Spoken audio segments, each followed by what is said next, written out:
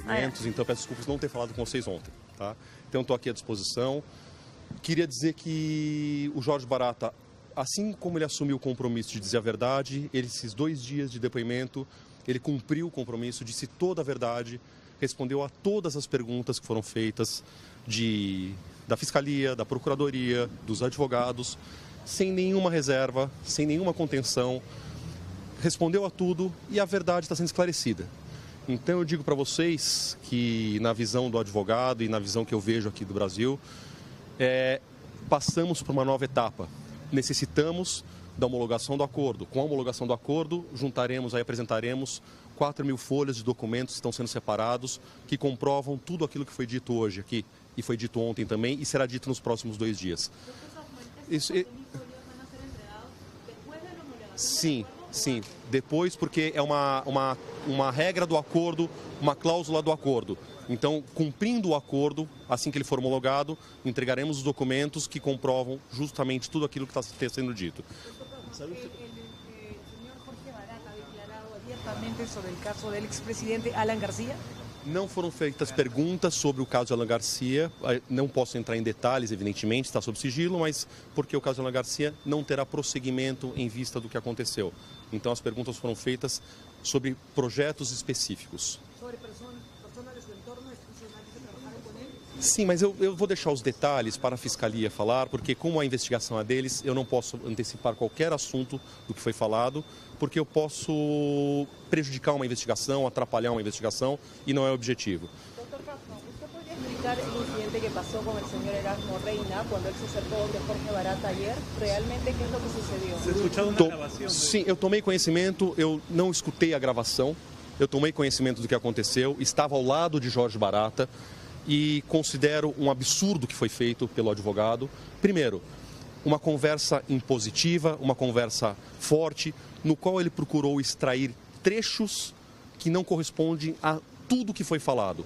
O que importa é o contexto. E mesmo nesses trechos, Jorge Barata foi muito categórico em dizer para ele: o meu compromisso é com a verdade. O compromisso dele sempre foi com a verdade foi dita, a verdade foi mantida, a verdade foi explicada em 2 dias de depoimento, não em um trecho. Uma gravação feita por um advogado nesse contexto eu considero clandestina e eu não considero válida qualquer gravação. Mas repito, o que importa desta gravação é o contexto que foi feito, a palavra de Jorge Barata a todo momento, no seguinte sentido: o meu compromisso é com a verdade. E a verdade foi dita nesses 2 dias, sem qualquer reserva, sem qualquer proteção, sem qualquer contenção. E é essa verdade que está embasando os fiscais a pedirem a homologação do acordo, a buscarem a homologação do acordo, porque é fundamental para todos. Eu gostaria de dizer uma coisa que é também importante, nessa minha visão aí como advogado do que nós participamos aqui no Brasil. Este acordo, ele é muito importante, nós buscamos as autoridades peruanas para conseguir este acordo de colaboração. Não é um acordo para o Jorge Barata, não é um acordo para a empresa, é uma mudança de rumo. O Peru está passando por um duro processo de amadurecimento, como o Brasil passou por um processo difícil de amadurecimento, mas este acordo e essa nova etapa não compete a só Jorge Barata, a Odebrecht ou a Fiscalia.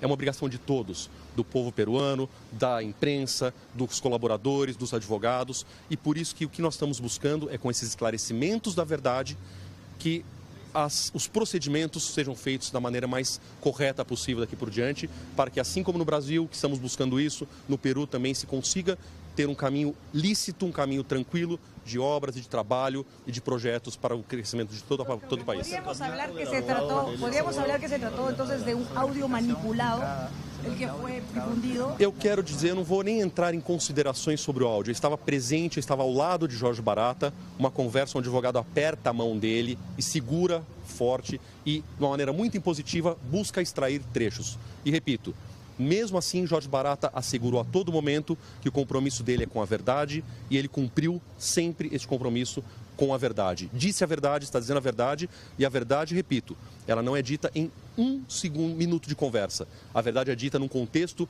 de 2 dias de depoimento, pelo menos.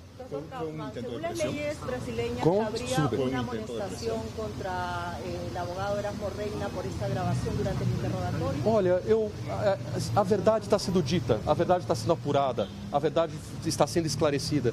Eu não vejo nem necessidade de tomar uma atitude contra isso. É uma coisa tão baixa, tão ruim, que não vale a pena nem tomar uma medida contra isso. Desculpa. No, le preguntaba si era un intento de presión, pero ya te estoy diciendo que esa actitud fue baja y ruin, ¿no? Sim, não precisa. É uma atitude que eu, como advogado, acho assim, não é viável um advogado fazer isso. Né? Eu sou advogado, e aqui para vocês, eu sou advogado, presido o presidente do Tribunal de Ética daqui da OAB de São Paulo, e aqui no Brasil isso é uma conduta completamente absurda e antiética. Absurda e antiética? Sim, no Brasil é absurda e antiética, no mínimo.